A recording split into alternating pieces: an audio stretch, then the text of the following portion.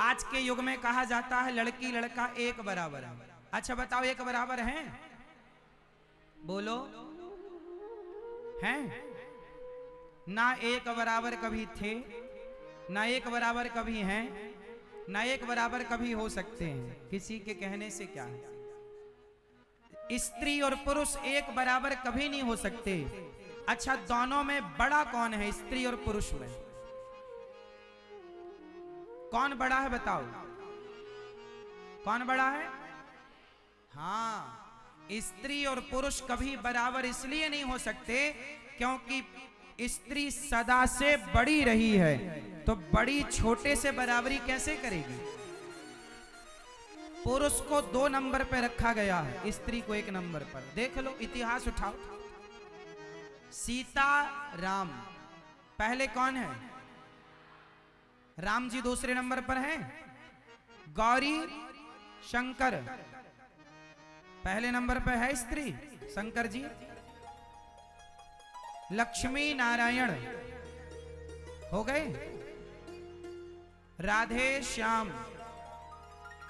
राधा पहले और श्याम सुंदर। स्त्री सदा से पहले नंबर पर रही है, आगे रही है।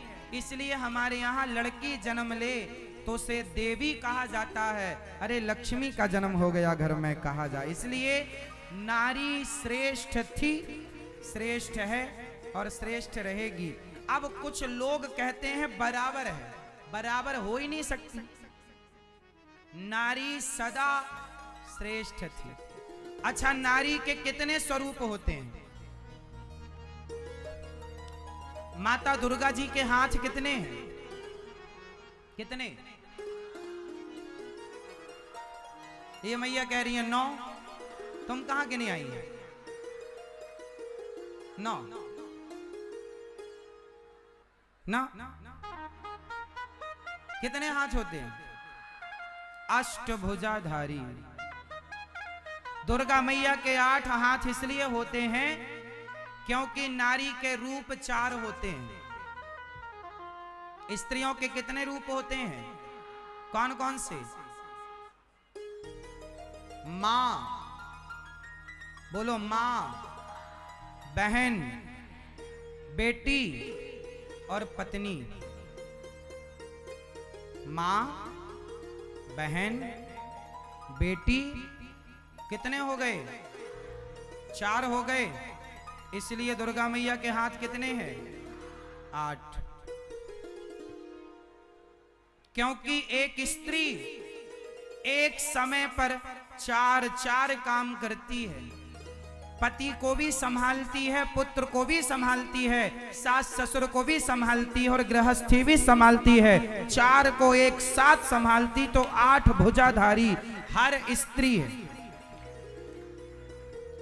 स्त्री, सारी स्त्रियां अष्टभुजाधारी होती हैं, एक समय पे 4 काम करती हैं। वो पत्नी का फर्ज भी पूरा करती है, माँ का फर्ज भी पूरा करती है, बहन का फर्ज भी पूरा करती है और बेटी का फर्ज भी पूरा करती है। एक स्त्री है जो अपने हर कर्तव्यों को, हर फर्ज को ठीक ठीक से निभाने की कोशिश करती है। बेटा जन्म लेता है भाग्य से और बेटियां जन्म लेती हैं सौभाग्य। 100 मीन्स 100 भाग्य से। सौभाग्य जब इकट्ठे होते तब बेटी का जन्म होता, सौभाग्य, और एक भाग्य से बेटा। इसलिए बेटी हो तो बोझ ना समझा करो। हर बेटी के किस्मत में बाप होता है, पर हर बाप की किस्मत में बेटियां नहीं होती। हर बेटी की किस्मत में बाप होता है, पर हर बाप की किस्मत में बेटियां। कई बार लोग चाहते हैं कि हमारी बेटी हो, पर नहीं होती। इसलिए जिसके हैं वो भाग्यशाली हैं। खूब सेवा करो बेटियों की, खूब पढ़ाओ लिखाओ, योग्य बनाओ। और बेटियों की आपकी भी जिम्मेदारी है कि अपने माँ बाप का दिल ना तोड़ा करो। जब तुम किसी लड़के के साथ भाग जाती हो ना, तब बेटियों पर से विश्वास माँ बाप का उठ जाता है कि आज उसकी बेटी भाग गई, कल हमारी ना चली जाए। इसलिए वरना बेटियां तो बेटियां होती हैं। बेटा एक कुल की जिम्मेदारी निभाता है, आज भी बेटियां हैं जो दो दो कुलों की जिम्मेदारी निभाती हैं। माँ बाप को जरा कष्ट हो ना तो बेटी का हृदय कांप जाता है कि माँ बाप को बड़ी तकलीफ हो गई। माँ बाप के लिए आज भी बेटी तड़पती है।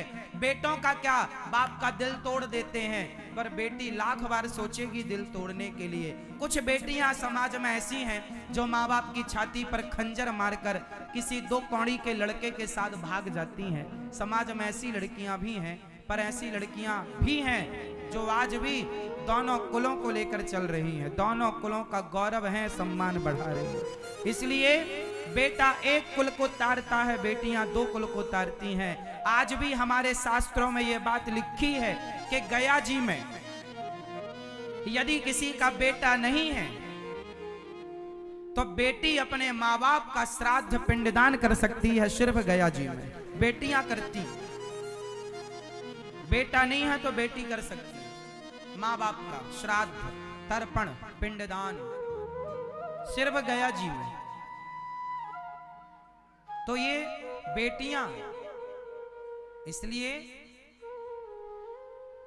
एक लड़की ने मेरे से कहा कि महाराज हमारे माँ बाप बड़ा पक्षपात करते हैं, हमारा भाई रात के 10 बजे आता है तो कोई कहना सुनना नहीं होता किसी का, पर मैं जरा 10 मिनट लेट हो जाऊं तो मेरी मम्मी मेरे पापा मेरे ऊपर इतना दबाव बनाते हैं, कहाँ चली गई थी, कहाँ थी, बड़ा परेशान करते हैं। मम्मी तो मार भी लगा देती है कई बार। बेटी बड़ी दुखी हो गई, मेरे माँ बाप बड़ा पक्षपात करते हैं। मेरा भाई लड़कों का कोई बोल बाला नहीं है कि कभी भी आए कभी भी जाएं, उनका तो घर में बड़ा रुतबा है, बेटा है, हम बेटियों को दबा के रखा जाता है। महाराज जी ऐसा क्यों? वो एक लड़की ने मेरे से पूछा था तो मैंने उसको समझाया। मैंने कहा बेटा लड़के का बिगड़ेगा तो कितना बिगड़ेगा, सरिया की दुकान में सरिया में जंग लगेगी तो लोहा कम कीमत का जाएगा तो कम कितना होगा, जंग लगा सरिया बिकेगा तो कितना कम बिकेगा, रुपए 2 रुपए कम बिकेगा, 10 रुपए कम बिकेगा, और क्या होगा। सरिया की दुकान में सरिया दुकान के बाहर होता है, जबकि हीरे की दुकान में हीरा दुकान के भीतर, तिजोरी के भीतर लाल सी डब्बी में होता है। मैंने कहा हीरा छोटा होता है, उसे दुकान के भीतर रखा जाता है। बेटी जो होती है ना, बेटा सरिया की तरह होता है, किसकी कीमत कम होगी तो कितना कम होगी, है ना।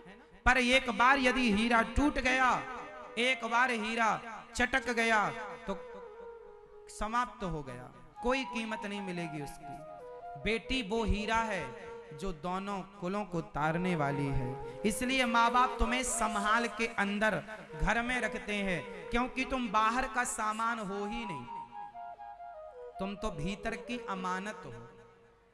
कौन सी चीज पर्दे के बाहर होती है और कौन सी चीज पर्दे के अंदर होती है, एक मर्यादा है कि नहीं, हाँ या ना।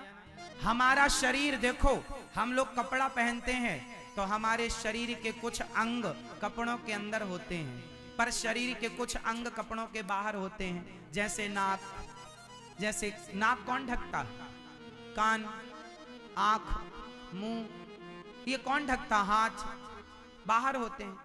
लेकिन शरीर में कुछ अंगों को ढक कर के रखा जाता है, क्योंकि यही मर्यादा है।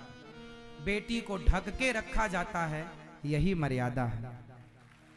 अब कोई प्रदर्शन करे तो ये प्रदर्शन का सब्जेक्ट है नहीं, पर कोई प्रदर्शित करे तो करे। आज तो बेटियां कैसे कैसे कपड़े पहना के माँ बाप घुमाते हैं, आप सब जानते हैं, कहने की जरूरत नहीं है। पर कुछ चीजें पर्दे में मर्यादा में रहें तो अच्छी लगती हैं। चाहे बेटी कितनी सुंदर हो, उसे घर घर घुमाना ना चाहिए, चाहे बेटा कितना प्यारा हो, उसे सिर पर चढ़ाना ना चाहिए। ये परंपराएं बनी। तो जो जहां की चीज है वहां अच्छी लगती है, क्यों मेरी मां। इसलिए बेटियों के ऊपर 2 कुलों का भार है, इसलिए आपको थोड़ा मर्यादा में रहना चाहिए। किसी से भी कुछ भी नहीं बोलना चाहिए। किसी पुरुष से आप हंसकर बोलेंगी ना तो वो पुरुष हो सकता है आपकी हंसी का गलत अर्थ लगा ले, अरे ये तो मुझे देख के हंस रही है, मतलब इसका इरादा कुछ और है। आप भले उसके भाई मानकर उसकी तरफ देखकर मुस्कुराओ, पर सामने वाला आपकी हंसी का गलत अर्थ लगा के कल आपके तरफ कुछ भी कह सकता है। इसलिए बेटियों को अपनी हर मर्यादा में रहना चाहिए। जगह गलत हो तो हंसना भी नहीं है। द्रौपदी ने गलत जगह पर हंसी तो महाभारत खड़ा हो गया। हंसने कहां हंसना है, कहां नहीं हंसना, कहां उठना है, कहां बैठना है, किससे बोलना और किससे नहीं बोलना। हमारे देश में हाथ मिलाने की परंपरा नहीं रही, खासकर लड़कियां हाथ मिलाने की परंपरा तो नहीं। किसी भी बहाने कोई तुम्हें छू सकता है, ऐसा हमारे यहां नहीं था। बेटियों को कोई किसी भी बहाने नहीं छू सकता। अब आप कहें महाराज जी छूने से क्या होता है, क्यों नहीं होता? बिजली के तार को छू के दिखाओ क्या होता है। छूने से कुछ नहीं होता तो बिजली के तार को छू लो, पता लगेगा क्या होता है क्या नहीं होता। जैसे बिजली के तार में करंट होता है, उसी तरह स्त्री में भी करंट होता है और पुरुष में भी करंट होता है। और यदि ये जवानी में किसी ने एक दूसरे को छू लिया तो ये करंट दुष्कर्म बन जाता है, ये करंट वासना बन जाती है। इसलिए हमारे शास्त्रों ने, हमारे ऋषि मुनियों ने और हमारी भारतीय परंपरा ने एक मर्यादा बना रखी है कि आपकी मर्यादा ये है, आपकी मर्यादा ये है, हाँ या ना, ठीक। तो पत्नी को चाहिए कि पति की सेवा करे और पति को चाहिए कि नारी का सम्मान आदर करे। यत्र नार्यस्तु पूज्यन्ते रमन्ते तत्र देवता। जिस घर में नारी का आदर सम्मान सत्कार होता है उस घर में देवी देवताओं का वास होता है।